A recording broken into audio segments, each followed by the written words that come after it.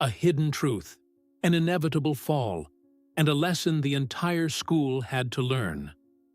A quiet scholarship student, bullied for looking different. No one knew. She was the daughter of the school board president. And when the truth came to light, on stage, at the school festival, the entire student body fell silent, heads bowed. If you believe that kindness is a kind of strength, like the video and subscribe to the channel to help us share more stories like this one. The third-floor library at Fairmont High remained as quiet as ever. The kind of stillness where the loudest sounds were the turning of pages or the soft tapping of worn-out keys on a silver laptop belonging to a student who loved to write. Late afternoon, sunlight streamed through the wide glass windows, casting soft, rectangular pools of gold across the floor, dim and hazy, like childhood memories. In that hush, Emma Collins sat alone at the farthest table, back straight, eyes fixed on an open book about African history. Emma had a calm, quiet beauty, long black hair, deep brown skin, and thoughtful eyes that seemed to belong to someone from somewhere far beyond the middle-class white town she now called home. The last name, Collins, printed in bold on her student ID, only made her difference stand out more. At Fairmont, an American surname paired with a face that didn't fit often drew whispers, half curious, half cruel. The library door creaked open, and in walked Madison Chase, the unspoken queen of the senior class. Madison had it all: looks, friends, a wealthy family, and a mouth that didn't know when to stop. She strode between the bookshelves like they were part of a runway, phone in hand like it was a prop in a long-running soap opera. "Someone still living in the Middle Ages," she said, loud enough to echo. Her gaze slid toward Emma, eyebrows raised. "Or is it one of those countries I can't pronounce?" A sharp little chorus of giggles followed. Not loud, but cutting enough to split the air. Madison's entourage sat nearby. 3 blonde girls, perfectly synced in look and tone, eyes scanning Emma from head to toe like she was a glitch in their familiar social feed. "She adopted or something?" one of them whispered, though not quietly enough. "Doesn't match the last name at all." Emma didn't look up. Her fingers paused at the phrase "anti-colonial resistance" on the page, then quietly turned to the next. A simple motion.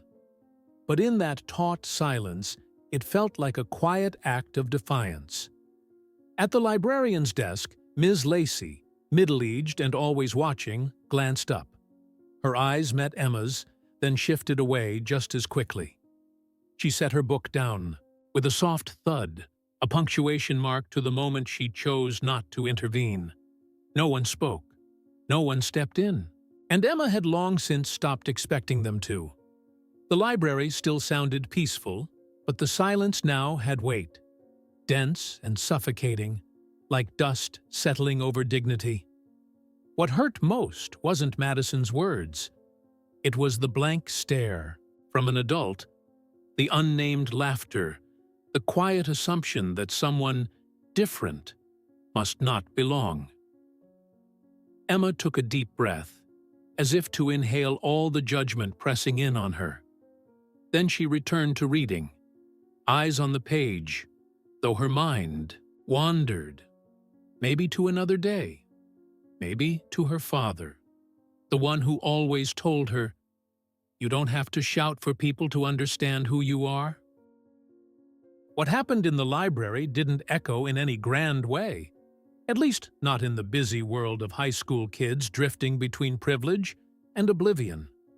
But for Emma, it left a thin film of dust in her chest, not heavy, but hard to breathe through. She didn't talk about it, didn't tell anyone. She simply went back to class, falling into a routine that had become all too familiar. Endurance, patience, and silence. The next morning, during English class, there was a group presentation. Students took turns speaking from the front of the room, their voices steady and forgettable, floating through the sealed air of the second-floor classroom, where sunlight slanted through the windows, casting sharp angles across the whiteboard. Their teacher, Miss Jennings, a woman with softly curled hair and a slightly sharp voice, wasn't unkind, but she wasn't the type to intervene either. Emma's group was next. In her hands, she held a neatly printed script, a presentation on personal voice in post-colonial literature. It wasn't just a school assignment. For Emma, it was a rare chance to speak a small piece of her truth. She stepped up to the front of the room, hadn't even opened her mouth, when Madison, like she'd been waiting for the perfect cue, leaned forward and smirked. "I heard in Emma's country, you don't need a presentation script. Just memorize the times table and you pass." Laughter burst out, not from everyone, but enough to knock the rhythm of someone's heart off track. Emma froze. The papers in her hands quivered slightly, as if even the paper could feel the bruise. "Ms. Jennings looked up. Her eyes landed on Emma. She saw it. Everyone saw it. But instead of speaking, she pressed her lips into a thin line and turned toward her laptop, pretending to check something. From the back of the room, a boy, Daniel, raised his hand, maybe with something kind to say, but before he could speak, Madison shot him a glance, sharp, velvety, and lethal. Daniel's hand fell quietly to the desk. He said nothing. Emma took a step toward the whiteboard, lips pressed tight. But as she walked, a single page from her packet slipped loose. A faint gust from the ceiling fan pushed it down the aisle. And then it happened. A student, no one knew who, walked right over it, leaving a smudge of black rubber across the clean white page. It was her favorite quote, printed in italics. "Until the lions have their own historians, the history of the hunt will always glorify the hunter." Chinua Achebe. No one apologized, no one paused. Emma knelt down and picked it up so gently that her hand met the floor just as the heel disappeared. She smoothed the page with a trembling palm. The moment stretched, like a heartbeat held too long. In her mind, the words she had rehearsed blurred and vanished. She couldn't recall the opening, couldn't remember her second point. All that remained was the pounding of her heart, and dozens of eyes, half indifferent, half curious. She breathed in, once, twice, and then, with a voice that wasn't loud, but firm, Emma began to speak. No stutter, no tremble, as if that footprint on her paper had marked something deeper. She had nothing left to lose, and didn't need permission to speak. The presentation went on, but something had shifted in the room, not because of what she said, but because of the way she picked up that dirtied page, as if she were smoothing out her own dignity. If you were sitting in that classroom that day, would you have spoken up or stayed silent like everyone else? Share your thoughts in the comments below. Just hours after the presentation, the afternoon light had shifted, the soft golden hue of morning giving way to a deeper orange, slanting through the tall windows of the library. Still the same library, still that strange, quiet calm. But this time, Emma wasn't there to study or to read.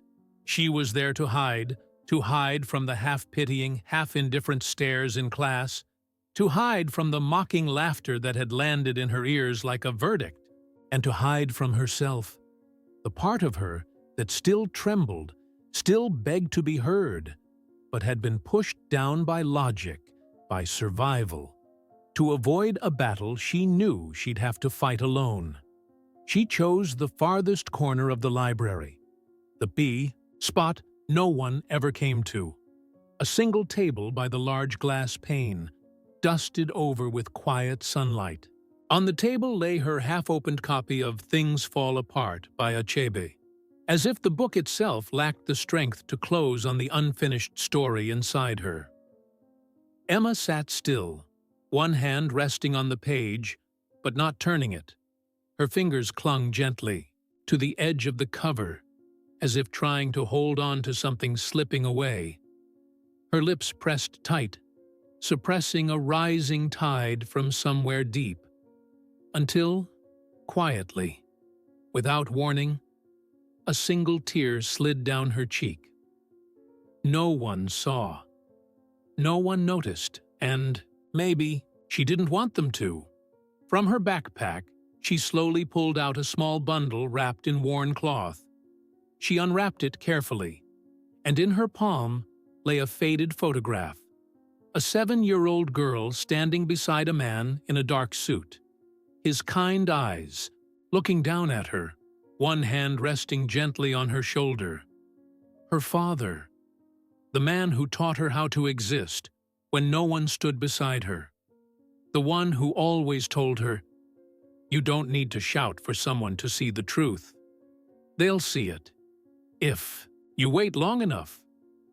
Emma smiled, not out of happiness, but longing. Every word he once said echoed back now. The world won't always be gentle, but you get to choose. Let it swallow you whole, or change it with your calm. She placed the photo on her book, gazing at it like she was borrowing strength from the eyes in the picture. Strength she was running out of. The ache inside her was no longer a crashing wave. It had become a still, deep sea, quiet and heavy, waiting for its storm.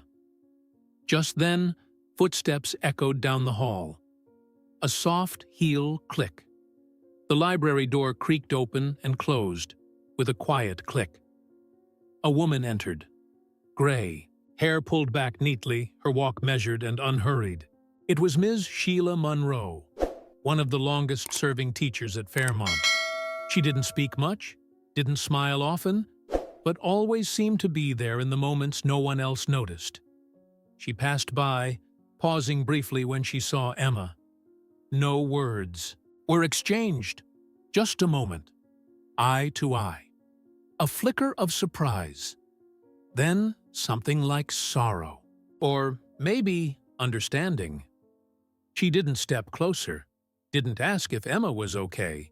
She just stood still for one beat, then continued walking, leaving behind a silence that felt like a song interrupted just before its crescendo. Emma didn't move. The wind slipped in through a crack in the window, brushing against the photo until it trembled, almost like it was breathing. And for the first time in days, she let a second tear fall. Not out of weakness, but because it reminded her she could still feel. There was still something left to protect, still something worth waiting for. That afternoon, the sky shifted. No rain, just a soft wind threading through the long hallway that led to the back courtyard. The fading light of day spilled through the tall windows, falling across the tiled floor like delicate tablecloths, pleated by time and silence. Emma stood on the second floor, just outside the student common room, where Madison and her entourage usually gathered after school. She hadn't meant to be there, but somehow, as if by habit or instinct, her feet carried her through the places that hurt the most, as if proving she could still face the world without flinching. At the far end of the corridor, hurried footsteps echoed, followed by the familiar, sneering laugh of Madison. A laugh that carried entitlement like perfume, announcing her presence wherever she went. And then, it happened again. A classmate, Malik, was crouched by the lockers, slipping books into his backpack. He stood slightly off to the side, quiet as always. Malik, with his deep brown skin and round black-rimmed glasses, was the kind of student most people overlooked, and that made him the perfect target for those who needed someone weaker to validate their false sense of strength. Madison passed by without slowing. Her hand flicked sideways, just enough to knock all of Malik's books from his arms, scattering them in a clatter across the floor. "Oops," she said, voice cold and flat. Then she smiled, tilting her head. "You should be grateful you even get to study here, you know?" Not everyone heard it, but Emma did. She was standing at the end of the hall, half hidden behind a bulletin board announcing the upcoming school festival. She didn't step forward, didn't speak. She just watched the cruelty and the silence that followed it. Malik bent down to gather his books, his hands trembling slightly, his lips pressed tight like he was swallowing a fury he wasn't allowed to show. A few students walked by, glanced, and kept going, pretending not to see. That feeling, the one where you see but pretend you didn't, was so familiar it ached in Emma's throat. She walked over, said nothing, bent down and picked up a notebook that had slid farther away. When she handed it to him, their eyes met. Then Emma spoke, softly but with clarity. "Don't let anyone make you think you're worth less than they are." Malik looked up. He didn't say a word, just nodded. But in his eyes, timid just moments ago, there was now a faint glint of light. She turned to go. A few steps away, Emma paused, reached into her coat pocket, and pulled out a small, weathered, blue notebook. She opened it, jotted down a few lines in neat, tight handwriting, then closed it and slipped it back into her pocket, as if sealing away a moment. Not to forget it, but not to let it control her either. Just to remember. It wasn't the first time Madison had done something like that, and it wouldn't be the last. Not until someone finally stood up. But today, Emma wasn't that person. Not because she was afraid, but because she understood. The impact of a fall doesn't come from how loud the response is, but from how precisely it lands when the time is right. She didn't want revenge. She wanted something more. Real change, not through shouting, but through the quiet, unshakable weight of integrity. It was late Friday afternoon. Classes had let out, the hallways were mostly empty, and in the festival committee room, a wood-paneled space with glass windows facing the back courtyard, the air was thick with the kind of words that sounded harmless, but cut like knives. "I'm opening the show." Opening remarks? Also mine? Hosting the program? Of course. Who else could do it better? Madison's voice rang with smug certainty, echoing off the walls as more than 20 students sat with notebooks and assignment sheets in front of them. No one replied. No one objected, because pushing back against Madison at Fairmont was the social equivalent of slapping yourself in public. She stood, walked to the casting board, and raised her pink highlighter like a queen wielding a blade. Front 3. Backdrop will have my name in all caps. 3-tier spotlights. Champagne gold. It complements my skin tone best. She turned, scanning the room like she was inspecting her royal court. Someone shifted. Someone sighed. And then a voice broke the stillness. Not loud, but unmistakably clear. "What about Emma? Is she on the list?" Everything stopped. The voice belonged to Olivia Hanks, class president, the one person who still tried to hold fairness in a school fractured by cliques. She pushed her glasses up the bridge of her nose, head tilted slightly, not confrontational but not backing down either. Madison looked at her like Olivia had uttered something unspeakable. "Emma Collins?" she repeated slowly, then smirked. "Oh, you mean the scholarship girl?" Silence. "She's probably busy reading some thick book on post-colonial trauma or something. That deep, brooding stuff?" Doesn't really scream school festival unless we're swapping glitter lights for a candlelight vigil. A few snickers escaped, not loud, but loud enough to sting. Madison folded her arms and leaned across the table. Let's not get confused. A scholarship doesn't come with taste or stage skills. Everyone has their place. Emma's might be background filler, just enough to keep the stage from looking empty. Silence again. But it wasn't the kind you could sit comfortably in. Olivia looked down, fingers tapping lightly against her notebook's edge. No one else spoke. Eyes darted, shoulders shrank. The air was heavy, just before the storm kind of heavy. Outside the door, in the dimming hallway, Emma had been standing for a while. She hadn't meant to eavesdrop. She'd just been passing by, until she heard her name, and stopped. In that quiet space, Emma stood tall, not flinching. She looked through the frosted glass and saw it all. Madison's smug posture, the bowed heads, and Olivia, the only one, still sitting straight. She reached for her phone. Fingers hovered over the keyboard. A message appeared on the screen. "It's okay, Dad. People who climb too high rarely see the cliff waiting." She saved it, didn't send it, just slid the phone back into her pocket and turned to go. Each step measured, calm. But inside her, something had started to grow, not anger, but clarity. The truth, like the sun, doesn't need anyone to pull the clouds away. The early winter wind slipped through the window cracks like a quiet reminder that what lies dormant will eventually rise. Since the arrogant display at the committee meeting the day before, Emma hadn't crossed paths with Madison all day, but that didn't mean it had passed. Something in the air at Fairmont felt like it was trembling. Not quite because the festival decorations were nearing completion, but because of something deeper, something quiet, growing by the hour. That afternoon, Emma sat on a stone bench behind the library in the small garden nestled between school buildings. The pale sunlight washed over the dry grass, yellowed like old memories.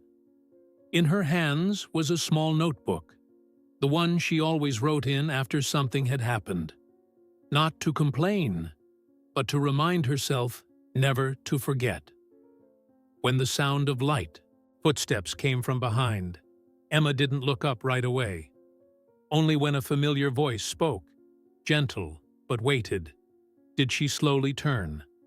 It was Ms. Sheila Monroe, the senior English teacher.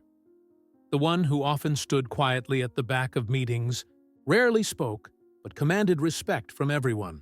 She'd been a close friend of Emma's father, once colleagues at an educational nonprofit before Monroe moved to Fairmont to teach.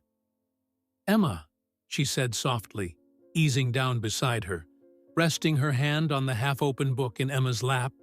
"Your father should have told people from the start." Emma looked down at her own hands. Her voice was calm, neither defensive nor bitter. He said, "People don't need to know who I am if I haven't shown them what I stand for." Ms. Monroe nodded gently. Her eyes lingered on Emma's composed face, then drifted away with a sigh.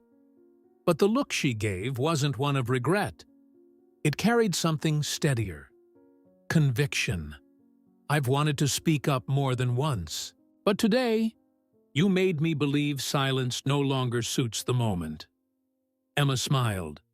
A quiet, fleeting smile, but one that softened the cold edge of the evening air. She closed her notebook and stood. "No need, miss. They should know who I am. Not because of my father, but because of how they treat others." That sentence, though not loud, rang through Monroe's chest like a declaration. A manifesto without a mic, without a stage, backstage at the school festival. The red curtain was in its final light test. Madison stood in the center of the unfinished set, arms crossed, frowning. No pink lighting, How am I supposed to perform if the lighting doesn't flatter my skin tone? A cluster of backstage students stood frozen. Some exchanged looks. One rolled their eyes. No one answered. Not because there weren't pink lights, but because no one cared to entertain her anymore. A guy from the tech crew, hoodie pulled up, squinted at her, and exhaled. "You think this is a fashion show?" Madison spun around, ready to snap back. But something in his eyes stopped her. The way people no longer jumped at her demands. The way admiration had dulled into thinly veiled exhaustion. It was all beginning to crack. No one yelled. No one argued. But the energy had shifted.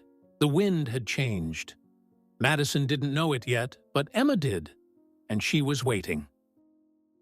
If you were Madison, standing there as the spotlight began to shift, how would you respond? Would you stay silent, apologize, or cling to your pride? Share your thoughts in the comments below. Don't forget to like this video and stay tuned for the next chapter in this unfolding story, one full of unexpected turns and quiet reckoning. The opening night of the festival arrived with an energy that felt almost unreal. Fairmont High wore its celebration like a new dress. Bright pennants lined the entrance, paper flowers cascaded down the steps, and the main stage stood proud. In the center of the old courtyard, classic brick beneath a velvet red curtain, golden lights cutting through a soft haze of theatrical mist. Broadway-style music drifted through the speakers, elegant, extravagant, each note urging the audience to believe this would be an unforgettable night. The seats were full, students, teachers, parents, forming a sea of eager faces, waiting for performances, speeches, and, of course, the star everyone expected to shine brightest, Madison Chase. And then she walked out, wearing a shimmering metallic dress with sharp cut lines, hair pinned high, black patent heels catching the light. Madison stepped forward like she was on the red carpet at Cannes, not a high school stage. Her smile wide, her eyes glittering with pride, she raised the mic. No music needed. Welcome to the most special night of the year, and of course, mine. Applause followed. Not full, not enthusiastic, mostly reflex. But Madison didn't notice. She turned, preparing to step into center stage and continue her opening, when something unexpected happened. From the left wing, Principal Baldwin, a tall, silver-haired man with a slow, deliberate stride, stepped up to the main mic. He raised a hand, signaling for the music to stop, his voice calm but weighted. Before we begin tonight's celebration, I'd like to take a moment to honor a student who is held in the highest regard by the entire Board of Trustees and the school leadership. Madison paused mid-step. The room quieted. A few students straightened in their seats. Madison tilted her head, her face still composed, but the smile on her lips began to fade. The principal continued, every word placed like a stone. This student is recognized not just for academic excellence, but for integrity, quiet resilience, and the strength to face down the prejudices many of us, intentionally or not, have allowed to exist. Silence blanketed the room. Backstage, Emma stood still, her hand tightening on the edge of her jacket. Her heart beat fast, but not from fear. Just memory. She thought back to that quiet Saturday night, 2 months ago, when she asked her father, "Why haven't you told the school about your role?" He sat by the window, a cup of cold tea in hand, and simply smiled. "Because I don't want people to treat you with respect because of who I am. I want them to treat you well because they see who you are." She had nodded then. But tonight, she understood. Principal Baldwin paused, letting the moment breathe, then said, "Please join me in welcoming Emma Collins, daughter of Mr. Robert Collins, chairman of the Fairmont Board of Trustees." Silence. Absolute. Not just Madison, but the entire audience seemed to lose its voice. Then came the ripple of whispers, like static catching fire. "Wait, what? Collins, the chairman? Emma, his daughter? God, all this time." Parent near the back leaned to whisper, "I should have known. She looks just like him." At the side of the stage, Madison took a half-step back, her face drained, the spotlight seeming to recede. Her lips parted like she might protest, but no one was listening anymore, and then Emma stepped out. No ball gown, no shimmer, just a navy blue suit, simple, elegant. Her hair tied low, makeup soft, eyes steady. The spotlight shifted off Madison. For the first time that evening, the light felt fair. Emma walked forward, each low heel clicking like quiet declarations. The light passed over the faces of those who had once laughed at her, whispered about her name, pretended not to see. In the front row, Olivia's eyes widened, then lowered. Daniel, the boy who had once stayed silent, nodded and began clapping. Then another. Then another. Applause spread, not loud at first, but with the slow, unmistakable rhythm of a collective apology. Emma didn't bow. She didn't smile. She simply stood, asking for nothing, proving nothing, but finally seen for who she truly was. Madison stood at the edge of the light, lips pressed tight, eyes blinking fast. Like if she blinked again, the scene might vanish. But it didn't.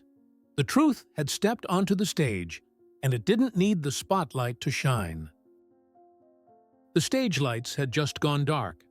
The final applause for Emma faded, not with fanfare, but with the heavy stillness of an audience that had just witnessed something greater than a performance, a complete shift in the room's gravity.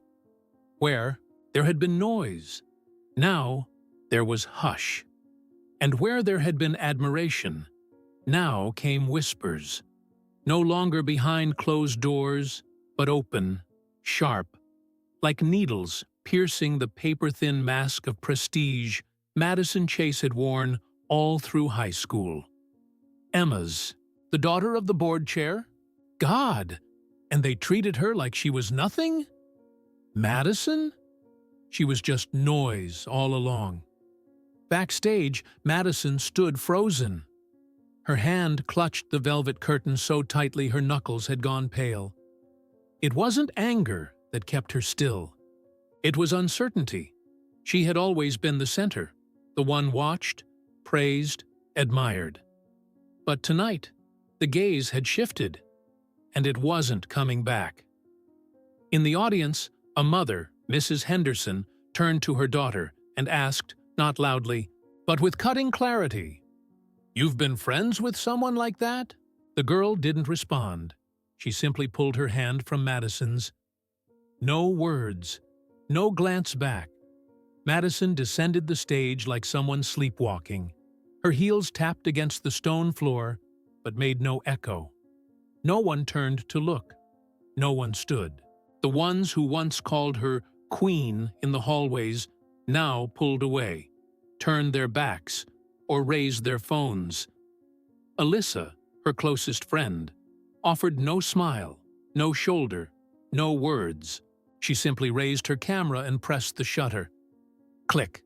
Madison spun around, her face burning red. "What are you doing?" Alyssa looked at the screen, then up, squinting into the lights, capturing a moment. So we remember it later. The words weren't sharp. They didn't need to be. They hit like a blade, quiet and precise. Alyssa walked away. One by one, the group followed. No goodbyes, no one stayed. Mr. Wyatt, the The faculty advisor for the entire festival stepped toward her, clipboard in hand. His voice was low, not cruel, but immovable. "Madison, after tonight, we'll need to reevaluate your role as student representative." Madison opened her mouth, but nothing came out. Her throat was dry. Her ears rang, like the world had finally found the words she never thought would be aimed at her. She pulled out her phone by instinct, hoping someone, her mother, her father, anyone, would call, would text, would defend her. The screen lit up, a single message: "Mom, come home now. Your father doesn't want to see you on stage like that again, cold as winter air.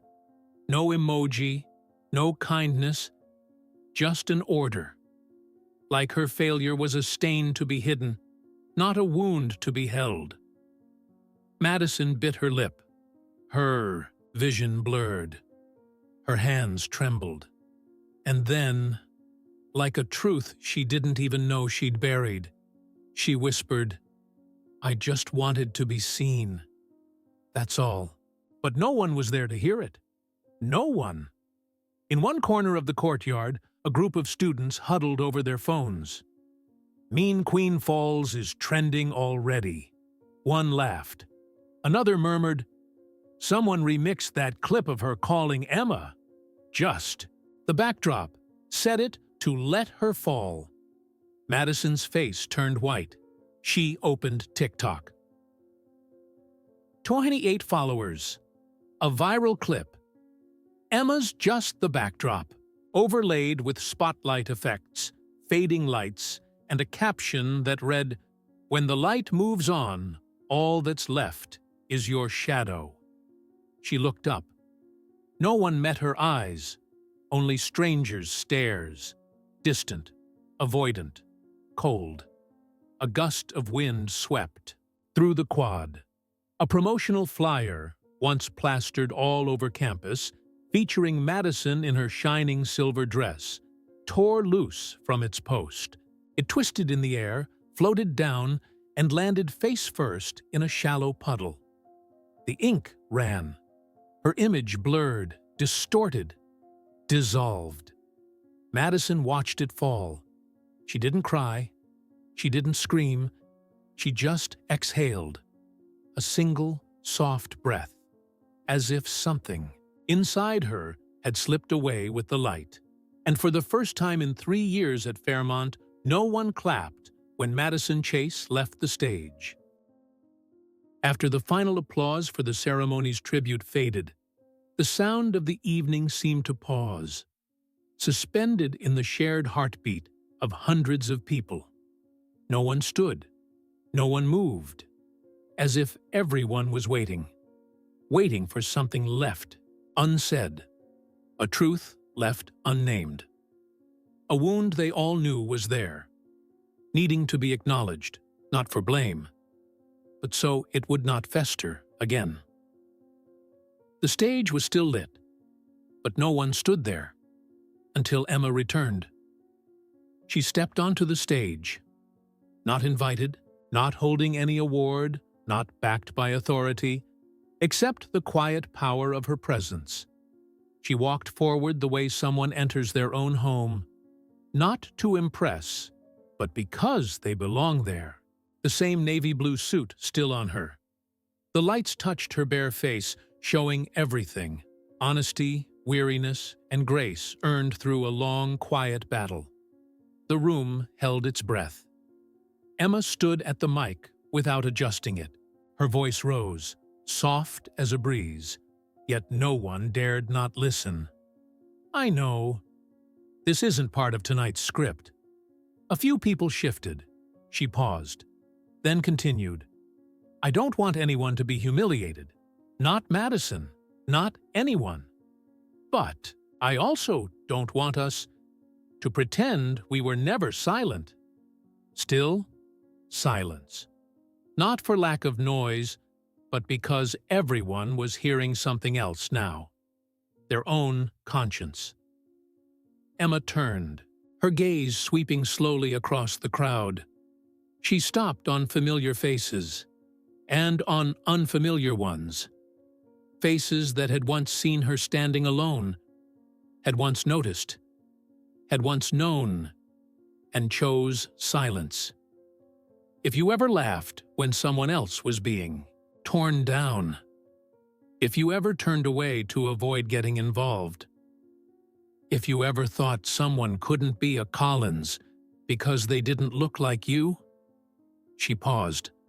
Her voice held steady, but her eyes shone. Then maybe tonight's lesson wasn't just meant for one person. Something broke loose in the air. Madison sat below, no longer angry, not crying, just empty. Like Emma's words had lit a spotlight on a part of her she'd never dared look at. In the third row, Olivia quietly wiped her tears. She didn't sob, but her bowed head looked like a confession. Farther back, Mr. Wyatt, perhaps the school's strictest teacher, stood with arms folded, lips pressed tight, but his eyes couldn't hide it. He'd seen it too, and he hadn't spoken either. Emma exhaled. She said no more. No lectures, no grand finale. She simply bowed, deeply, slowly, and turned to leave. She didn't wait for applause, but it came. Not loud, not synchronized, but slow, weighty, like a bell ringing after too long buried in silence. Emma didn't look back. She walked toward the empty hallway, the same one where she'd once cried alone, once scribbled truths into notebooks. No one read, but tonight she didn't need to write anymore, because finally they had heard. Thank you for taking the time to witness this story. If even for a moment it made you pause, feel a pang, or reflect on yourself, then Emma's journey has truly reached the heart it was meant to find. Not everyone gets to stand on a stage, but everyone has the choice of how they face silence, to turn away or to speak. If you believe in stories that bring kindness, justice, and awakening, don't forget to like this video and subscribe to the channel so we can continue sharing voices that deserve to be heard, because somewhere out there may still be an Emma waiting for someone to listen.